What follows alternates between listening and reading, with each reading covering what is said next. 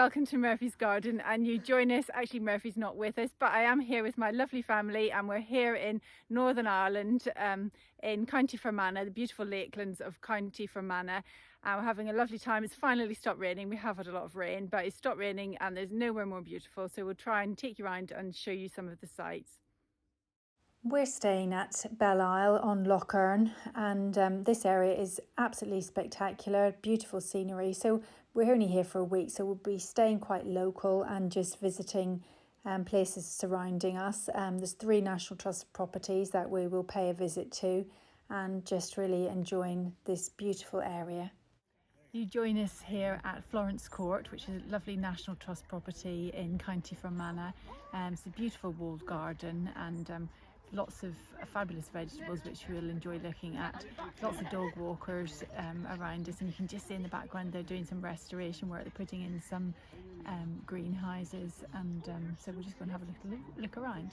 This pathway, which leads down to where the glass houses would have been and where they will be once restoration is complete, and on either side of this path is flanked with big herbaceous borders, and they're very full with lots of colour, lots of interest in the borders, and these are the men just working on fixing the wall ready for the new glass houses. And the garden is mostly cared for by an army of volunteers, so it's a real credit to them. And down the middle of the garden we've got the espaliered fruit trees and all the vegetables behind. Now, one problem they don't have here is drought, which we've got in England. There's no shortage of water here, and as such everything is very, very lush, including the weeds, I should think, as well. Big clump of rhubarb here, and I've got lots of dahlias. Everything's very, very green and lush, and of course they've got wonderful soil as well. And then here we've got this walkway covered with arches of roses and lots of wisteria. I'm sure that looks absolutely stunning when it's out. And to the sides there's lots of astilbe. Astilbe does very, very well in these damp conditions and absolutely thrives here. And there's lots of it everywhere we go. And I didn't know there were so many types of mint. Lemon, pineapple, black peppermint, Swiss, bowls, basil, bergamot, cinnamon, spearmint, chocolate, strawberry, grapefruit, red rahilia, eau de cologne, apple, Moroccan, and banana. So we'll head now through the old orchard, and this beautiful little rose cottage at the end, I guess would have been the gardener's cottage, and on into the parterre through the rose covered parterre and the clipped box hedging, and we're just heading now toward the little bridge. So there's a beautiful Cornus Crusoe which we've just passed. It looks lovely, and over this little quaint little bridge and on into the extensive woodlands which surround this property.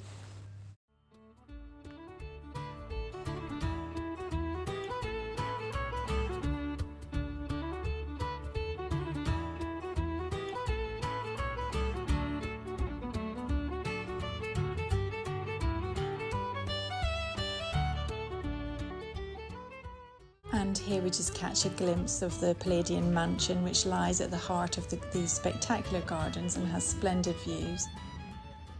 So in the grounds of Florence Court, and behind me you can just see the Irish yew tree behind me. So this is of great interest because this is the mother of all Irish yew trees, and Irish yews are typical in that they're quite they're fastigia, which means columnar in habit, so they grow upright rather than splay outwards, and this is the original that all other Irish yews come from, so that's why this area is of great interest.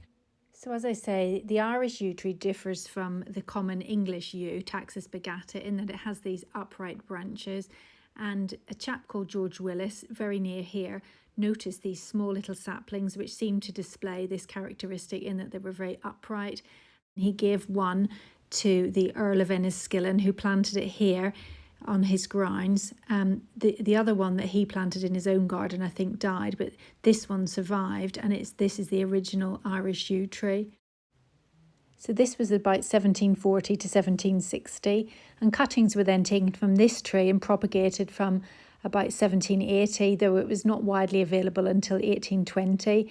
This parent tree is female, and though male trees have occurred, the resulting seedlings do not usually show the fastigiate form. Thus, propagation has been entirely from cuttings, and all Irish yews commonly seen in estates and churchyards in Britain have come from this tree, or descendants of this tree. This tree, the mother tree, has grown more open and less columnar than it would be typically because of the enormous amount of cuttings that have been taken from it, and also from the surrounding shade of the trees around it. And these are our 4 little Irish yew trees at home, so they will always remind me now of our trip to Florence Court. And we also enjoy good food and drink, good company, and live Irish music.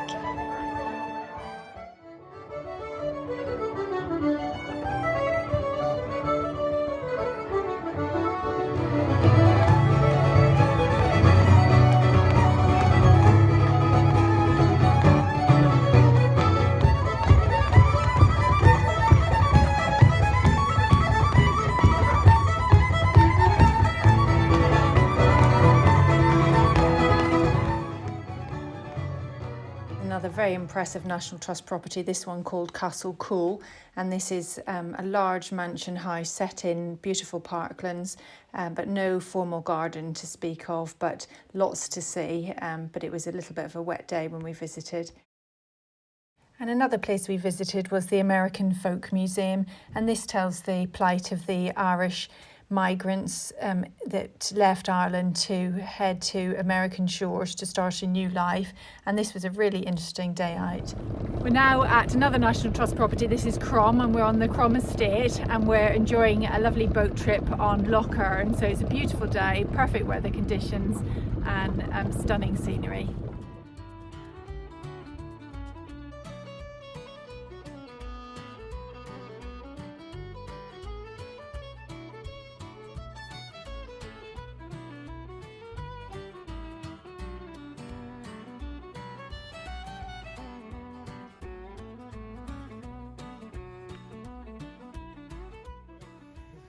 We're off the boat back on dry land, and we're just exploring the Crom estate. So Crom is located on the tranquil shores of Upper Loch Earn, and the estate is one of Ireland's most important nature conservation areas. With 2,000 stunning acres to explore, the romantic setting of Crom offers an abundance of wildlife, fascinating ruins, and breathtaking views at every turn. So the boathouse is quite a substantial and solid building, because at that time a lot of visitors to the castle would have arrived by boat, so it needed to be quite an impressive building, and then they would have been escorted up to the castle. And the 19th century castle is the residence of the 7th Earl and Countess of Earn, and they still live in the castle. On the other side of the water is an idyllic spot for an art class. And here is a secret garden, the former walled garden lying beyond this beautiful gate. Unfortunately, it's no longer in use anymore. And as the weather's so warm and sunny, the farmers there's an urgency for the farmers to gather in the silage before it gets wet, because rain is forecast in the next day or two. So they very quickly and efficiently gather up the harvest and have it all baled in next to no time. And we watched them doing this, which really quite entertaining to watch. And as we make our way back past Crom Castle, we spot the lovely deer just grazing underneath the shade of the trees. I hope you enjoyed this visit to Northern Ireland, and I hope it inspires you to visit. Thank you for joining us in beautiful County Fermanagh, and join us again in the next video. Bye for now. Bye.